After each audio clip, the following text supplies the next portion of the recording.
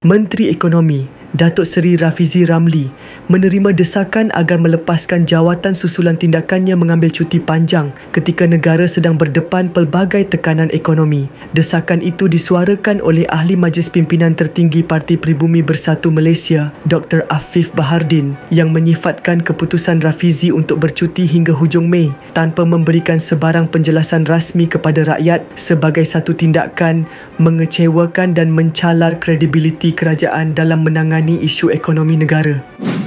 Ketika rakyat dihimpit kos sara hidup, pelabur asing semakin ragu-ragu dan ekonomi global pula semakin mencabar. Tindakan Menteri Ekonomi yang menghilang waktu krisis amat tidak bertanggungjawab, ujar Dr. Afif dalam satu kenyataan yang dikeluarkan pada Ahad. Beliau turut menyoal keperluan cuti tersebut yang hanya dimaklumkan melalui kenyataan Perdana Menteri tanpa sebarang penjelasan sendiri daripada Rafizi. Apakah mesej yang cuba disampaikan kepada rakyat dan pelabur antarabangsa bahawa kepimpinan ekonomi negara boleh diremehkan atau kegagalan dalam pemilihan parti lebih penting daripada kesejahteraan negara? Katanya lagi.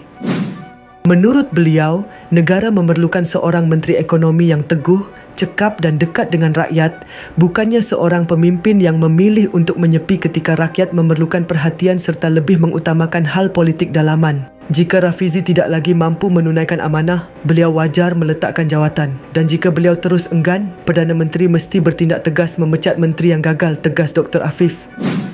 Ketika ini, Rafizi dikatakan sedang bercuti panjang hingga akhir bulan Mei, satu keputusan yang mencetuskan pelbagai spekulasi termasuk kemungkinan berkait dengan konflik dalaman susulan proses pemilihan Parti Keadilan Rakyat yang sedang berlangsung.